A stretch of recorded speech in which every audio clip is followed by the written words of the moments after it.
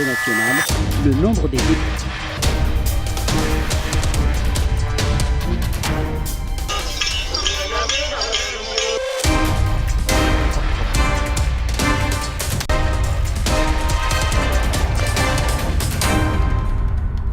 Mesdames et messieurs, bonjour et merci de nous rejoindre sur les antennes de la RTS2 pour ce premier numéro de l'année 2019 de Midi Actu. Voici le sommaire du jour.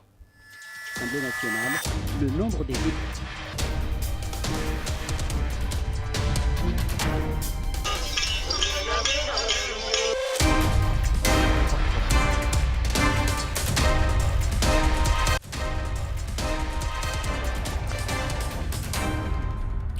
Société pour démarrer. Aujourd'hui, Saint-Louis a accueilli 2019 tout en lumière. Des rues et places très lumineuses, on se croirait même dans un monde enchanté. Donc, les populations de la ville du Nord ont très bien apprécié cette transformation de leur ville, suivant ce reportage.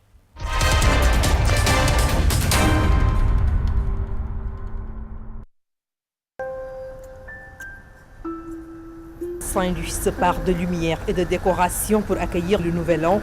Elle offre un spectacle attrayant pour les populations, notamment les jeunes. rafet na quoi ville Saint-Louis ni mel boo si waxee décoration day gën a nice daal te aussi tamit bëgg nañ ko trop vraiment ça nous rend heureux quoi. kontaan si rek moo tax ñu ñëw di si wane suñ bopp nii rek bég si bu baax a baax liggéey bi moom rafet na macha allah. Comme à l'accoutumée, la plupart des villes du monde prient à l'approche du nouvel an, mais aussi pour accompagner l'année qui s'en va. La commune de Saint-Louis n'a pas dérogé à la tradition. Nous avons engagé effectivement un programme d'illumination des grandes artères de la ville. Donc c'est tout un programme. Pour le moment, nous avons commencé à embellir l'île de Saint-Louis, c'est-à-dire ici au niveau de la place Faidherbe, mais aussi au niveau du pont Faidherbe, où vous avez vu vraiment des jets de lumière tout le long du pont, qui aujourd'hui sont devenus des points d'attraction. On va travailler sur l'avenue de Gaulle, donc qui va être décorée partiellement. On va aussi essayer de travailler sur la route nationale, si on le peut, qui va être décorée partiellement, et aussi au niveau de la route de Khor vers le rond-point de la BN2, qui va aussi être décorée partiellement, parce qu'on ne veut pas tout limiter sur l'île. Surnommée la Venise de l'Afrique grâce à son paysage magnifique, la ville tricentenaire rayonne encore.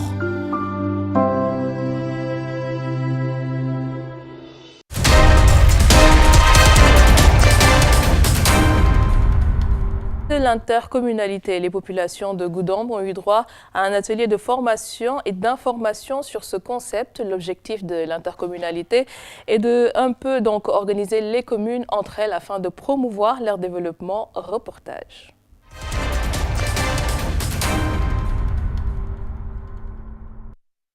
Se sont retrouvés autour d'un même objectif. L'intercommunalité est donc fondée sur la libre volonté des collectivités territoriales d'élaborer en commun des actions et projets de développement. Une initiative soutenue par l'Agence de développement local. Cette nouvelle structuration sera tournée vers un produit que les 8 communes ont en commun. Cette intercommunalité va s'organiser autour d'une ressource importante qui est l'anacarde, qui est très développée dans cette zone-là. Et nous allons voir même comment en faire une activité transfrontalière. Au niveau de la zone de Tanaf également, il y a une vallée importante qui est là, qui peut impacter sur la vie des populations. Et nous allons également accompagner les 5 communes. Cet atelier d'information et de formation sur les enjeux de l'intercommunalité va permettre aux communes d'avoir la bonne information. Pour les concernés, ceci est le début d'une bonne organisation intercommunautaire. C'est un projet d'importance capitale qui pourra nous permettre vraiment d'aller à l'avant. Et j'espère bien qu'on va avancer, on va booster le développement de notre terroir.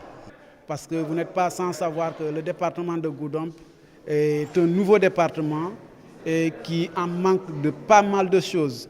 Alors le fait d'être un grand ensemble, en tout cas, facilitera le travail des autorités administratives. La population du Balantakunda s'oriente vers une démarche collective. Avec l'appui technique de l'ADL, les objectifs de développement seront atteints avec une intercommunalité forte et soutenue.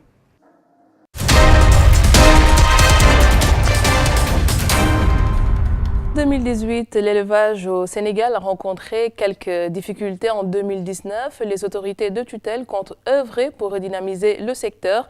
C'est à cet effet d'ailleurs qu'un programme de protection sanitaire est en train d'être mis sur pied par le ministère de tutelle pour donc promouvoir l'élevage au Sénégal. Suivons ce reportage.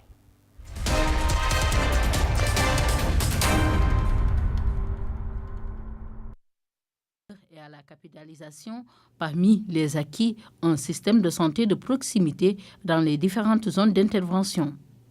Au Sénégal, l'élevage transhumant occupe la plus grande partie et que souvent, il y a beaucoup d'entraves à la mobilité du bétail. Comme l'élevage est mobile, on ne peut pas mettre un vétérinaire derrière chaque éleveur et nous avons mis en place un système d'auxiliaires vétérinaires qui sont entre le vétérinaire privé, les services de l'État et l'éleveur, donc pour pouvoir en tout cas dispenser les soins primaires. L'objectif de cet atelier est de partager ces bonnes pratiques avec tous les acteurs de la gestion communautaire de la santé animale pour définir un modèle à l'échelle nationale. En effet, pour être efficace, il faudrait que la problématique de la prévention et de la lutte contre les maladies animales soit prise en amont, en s'appuyant sur une surveillance épidémiologique participative et inclusive en vue de permettre la détection et l'alerte précoce des maladies, la déclaration transparente des événements et la réponse rapide pour circonscrire les foyers. Dès lors, il apparaît évident que les systèmes de surveillance doivent associer tous les acteurs. Le programme de renforcement de la résilience au Sahel à travers la mobilité du bétail intervient depuis 3 ans dans les départements de Podor, Bakel, Ranérou, Koumpentoum et Linguère. Dans toutes ces zones, des pistes à bétail aménagées avec points d'eau et magasins de stockage d'aliments ont été réalisés.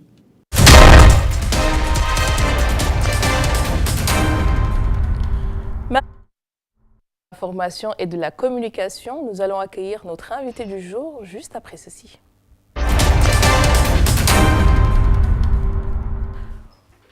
Voilà donc, il nous revient, Monsieur Demba Gueye. Bonjour Demba. Bonjour Léna. J'en parle ou je laisse passer? Vas-y. D'accord. Bonne année à vous Demba. Merci. Donc on est en 2019. Bonne année. Mes meilleurs vœux de santé, de prospérité, vraiment de joie et beaucoup de tonus pour cette nouvelle année qui s'annonce et puis dans laquelle on est. Voilà. D'accord. Donc Demba, quelles sont vos résolutions pour 2019? Alors en 2019, la grande résolution, ça va être de ne pas en avoir et vraiment d'être focus sur les résultats, d'être focus sur le travail. D'accord. Bien fait. En tout cas, c'est ce qu'on a prévu pour cette année, Inch'Allah. D'accord. Donc, vous l'avez compris, Demba nous accompagne régulièrement pour cette rubrique technologie de l'information et de la communication. Aujourd'hui, donc, nous allons parler de l'importance des réseaux sociaux dans le monde du travail. Les professionnels, donc, pour se créer un réseau, se faire connaître, ils sont limite obligés de donc entrer dans cette ère du digital, suivant cet élément. Facebook, Twitter, LinkedIn, Instagram, les réseaux sociaux offrent aujourd'hui des possibilités inestimables aux professionnels pour se faire connaître et créer un réseau. En effet, les médias sociaux permettent de bâtir une notoriété. Au fur et à mesure, le professionnel peut arriver à fidéliser sa clientèle s'il s'agit d'une société commerciale par exemple. Les entreprises l'ont bien compris et certaines veulent tirer profit de la puissance d'une communication via les réseaux sociaux. Aujourd'hui, il est risqué pour une entreprise de se tenir à l'écart de cette évolution des modes de communication. Il faut savoir les utiliser et exploiter tout le potentiel de ces nouveaux outils. Les entreprises tiennent compte de l'importance de leur présence sur les réseaux sociaux et en exploitent les bénéfices pour leurs organisations.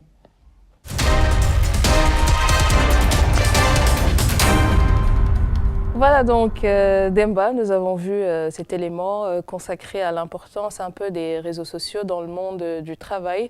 Donc aujourd'hui, quelle est cette importance justement si on doit parler de réseaux sociaux et de cadre professionnel? Alors je pense que tu l'as dit dans l'élément. Ce qui est important, c'est de savoir que si vous n'avez pas une bonne présence sur les réseaux sociaux, il y a de fortes chances que d'autres personnes ou d'autres, déjà les concurrents, ils peuvent prendre votre place sur l'espace que vous laissez libre sur les réseaux sociaux, ou bien des personnes mal intentionnées peuvent faire un peu de l'usurpation d'image de votre entreprise et communiquer d'une certaine manière qui n'est absolument pas la vôtre. C'est-à-dire que vous pouvez choisir de rester en retrait des réseaux sociaux, de choisir d'autres plateformes pour communiquer. Et finalement, cet espace-là que vous laissez libre, il va être occupé par d'autres personnes qui soit sont mal intentionnées ou peuvent vraiment nuire finalement à votre communication. D'accord. Et quelles sont justement les meilleures plateformes pour nous autres professionnels que nous devons utiliser pour un peu créer un réseau? Alors, à cette question-là, moi je répondrais toutes les plateformes. Pourquoi? Parce qu'il est important de produire du contenu sur toutes les plateformes. Il ne faut pas laisser l'espace vraiment pour... il faut optimiser sa présence sur tous les espaces. Mais en termes de classement, je pourrais dire que LinkedIn, en tout cas pour les professionnels, pourrait arriver au top pour les professionnels. Ensuite, on pourrait dire Facebook, qui viendrait juste après. Même si l'utilisation qu'on en fait ou qu'on voit sur les réseaux sociaux ne ressemble pas un peu à une utilisation qui pourrait être optimale pour les entreprises. Après LinkedIn et Facebook, juste suite après. Facebook, vraiment surtout en termes de volume, mais en termes de pertinence, je dirais Twitter, juste après Facebook, et ensuite Instagram, parce qu'il est important aussi que la vie de l'entreprise, parfois, puisse être reflétée sur un réseau social comme Instagram. Et ce qui est important aussi, c'est de savoir qu'il faut créer du contenu, pas seulement quand on a besoin que les gens s'intéressent à nous. Il faut en créer tout le temps. Mais j'ai vraiment l'impression que, par exemple, une application comme Instagram, c'est vraiment plus pour les entrepreneurs ou les blogueurs. Alors, elle est plus utilisée d'habitude par les entrepreneurs et les blogueurs. C'est-à-dire un entrepreneur, quand on dit une entreprise, il y a d'abord un entrepreneur qui est à la tête.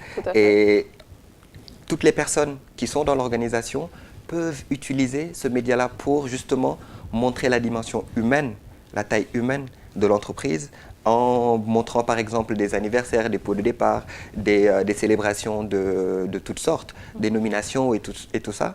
Elles peuvent être figurées sur autant Instagram que LinkedIn ou bien Facebook.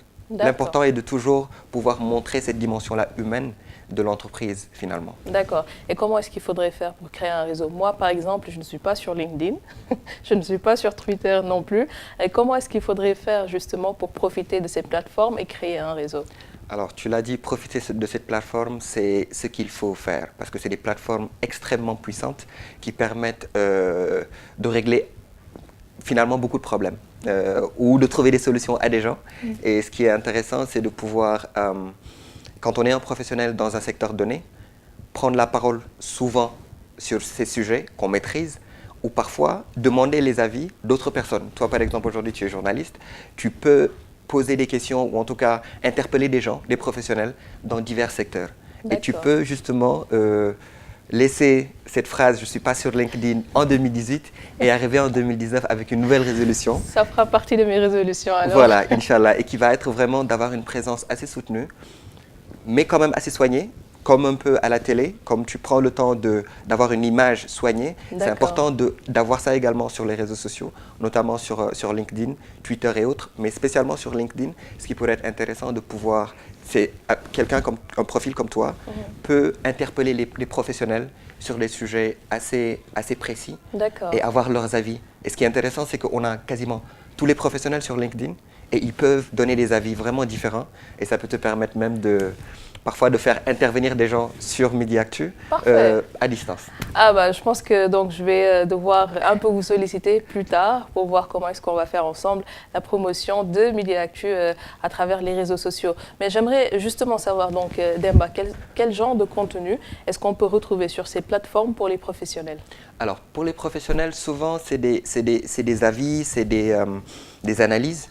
Okay? C'est un peu du contenu didactique ou très pointu. Parfois, on a des secteurs d'activité où les gens ont une expertise qu'ils peuvent vraiment faire valoir ou demander des avis d'autres experts du même secteur et justement pouvoir gagner du temps. On prend par exemple le domaine des ressources humaines, par exemple. Aujourd'hui, un directeur des ressources humaines peut avoir énormément de réseaux sur LinkedIn et ne pas forcément connaître les meilleures stratégies pour recruter les bons profils. Parce que parfois, ce qui est très difficile sur les réseaux sociaux, notamment sur LinkedIn, c'est de pouvoir bien trouver les gens qu'on recherche. Parce qu'il y a beaucoup de profils qui sont là à la recherche d'opportunités ou bien qui proposent des opportunités, mais de pouvoir trouver les bons profils.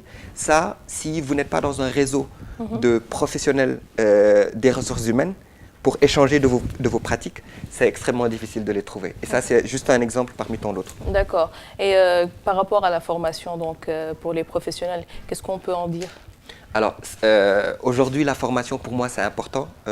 On dit formation, on dit coaching, on dit appui à trouver un peu des solutions, parce que ce n'est pas des choses qui vont dans un sens. Aujourd'hui, le professionnel arrive chez quelqu'un qui peut l'aider dans sa communication digitale. Il lui expose son problème. Soit c'est des problèmes qu'il connaît déjà, ou bien des problèmes qu'il n'a jamais rencontrés. Et souvent, c'est ensemble avec des cas pratiques d'autres personnes qu'on peut arriver à bâtir un peu des case studies, ou en tout cas des outils, vraiment construire des outils dans ces réseaux sociaux-là pour trouver des solutions professionnelles. D'accord. Et pour les professionnels qui n'ont aucune expérience, par exemple, sur les réseaux sociaux, qui ne savent pas comment utiliser ces outils, est-ce que vous envisagez, par exemple, je ne sais pas, hein, je dis ça comme ça, des partenariats pour un peu les aider, moyennant un autre service en retour? Alors, pour ces gens-là, moi, la première chose que je dis très souvent, c'est que ça se construit dans le temps, dans la durée. Il ne faut pas que les gens pensent que c'est des choses qui vont arriver du jour au lendemain. Il faut beaucoup de temps, il faut y consacrer quand même du temps. Parce que souvent, on se dit que finalement, on n'a pas assez le temps. On va juste laisser ça à quelqu'un qui va le faire pour nous. Ça peut être un couteau à double tranchant. Parce que finalement, les gens qui doivent s'en occuper doivent être les gens qui doivent porter le projet lui-même.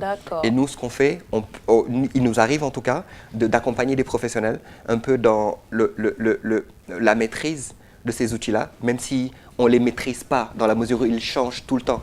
Mais on est quand même assez à l'affût pour voir les nouveaux changements et aider justement ces professionnels-là à mieux se les approprier et les utiliser justement à bon escient. D'accord. Donc à l'entame de votre propos, Demba, vous avez parlé un peu des concurrents. Donc on sait que souvent le marché il peut être vaste selon les secteurs d'activité. Comment est-ce qu'aujourd'hui donc un professionnel, par exemple dans le monde des médias, peut se différencier de son concurrent s'ils utilisent la même plateforme? Alors, il y a plusieurs moyens. Aujourd'hui, les gens, ils ont besoin de montrer la dimension humaine de leur travail. D'accord. Pour moi, c'est une valeur centrale. Il ne faut pas que les gens restent juste sur la partie professionnelle et technique, parce que tout le monde peut le faire finalement. Avec un peu de concentration, avec un peu de dédication, on arrive à exceller du point de vue professionnel. Mais il faudrait aussi que les gens sentent que c'est un être humain qui est derrière et que cet être humain-là peut, finalement, donne envie de s'y accrocher, de voir ce que la personne fait, de s'intéresser à ce que cette personne-là fait sur les réseaux sociaux. Souvent, ce matin, par exemple, j'ai vu un animateur sur LinkedIn. Il est un peu, disons, c'est quelqu'un avec un profil assez humoristique, plus ou moins. Oui. Mais le nombre de personnes qui suivent cet animateur-là sur les réseaux sociaux est tout à fait phénoménal. Et pour moi, on est dans un monde de l'attention où il faut trouver sa voix et pouvoir l'exprimer sur les réseaux. Parce qu'on sait qu'aussi ces plateformes, elles sont pour la plupart en tout cas gratuites. C'est le cas de Facebook, de LinkedIn, de Twitter ou encore d'Instagram. C'est des applications tout à fait gratuites. Donc ça aussi, ça peut être très utile par rapport à ce qu'on peut dépenser comme publicité ou créer un réseau ou quoi, si c'est avec d'autres moyens. Absolument, je suis absolument d'accord avec toi dans la mesure où c'est des plateformes gratuites, mais également qui proposent des services payants. C'est-à-dire qu'on a envie d'atteindre un certain type de profil. Il faut mettre la main à la poche pour vraiment mieux cibler ces personnes-là. Après, ça c'est quand c'est des campagnes de communication ponctuelles. Mais quand on veut vraiment entretenir cette attention-là autour de ce qu'on fait et de son domaine d'expertise, il est important de produire, comme je le disais tout à l'heure, beaucoup de contenu, du contenu pertinent et que les gens ne vous oublient pas sur les réseaux. Parce que finalement, si vous ne communiquez pas, d'autres communiquent à votre place et on vous oublie, tout simplement. Sur ces médias-là, en tout cas. D'accord. Quelles sont les plateformes que vous utilisez? Ça nous permettra, nous autres, en tout cas moi, les téléspectateurs, de pouvoir un peu vous copier. Alors aujourd'hui, sur les réseaux sociaux, je suis de plus en plus présent sur LinkedIn, personnellement. Je le faisais plus pour des clients, pour des gens avec qui je travaille. Et aujourd'hui, je suis de plus en plus présent sur LinkedIn. Mais disons que mon réseau, le plus grand de mon réseau se trouve sur Twitter, que malheureusement je délaisse de plus en plus au profit de LinkedIn, parce que justement il y a des professionnels et il y a ma cible de communication sur ces réseaux sociaux-là, sur ce réseau social-là du moins. Et voilà, il y a également Facebook, qu'il ne faut absolument pas négliger et qui permet vraiment avec de très petits budgets d'atteindre une cible extrêmement large. Parfait. Extrêmement large. Parfait. Merci beaucoup Demba. Merci à vous. Pour la contribution. Merci de... On se retrouve prochainement, je vais dire. Voilà, prochainement. Je dis en 2019, pas de piège. On ne va pas dire comment ni à quel moment, mais on se retrouve prochainement, Inch'Allah, sur le plateau. Merci beaucoup encore Demba. Mesdames et messieurs, donc c'était notre invité qui vient régulièrement, que nous ne présentons plus d'ailleurs, Monsieur Demba Gueye, consultant en communication digitale. C'est la fin de Midi Actu pour ce jour. Nous revenons demain à partir de 12h sur la RTS 2. On se quitte comme tous les jours avec la météo du jour. À demain.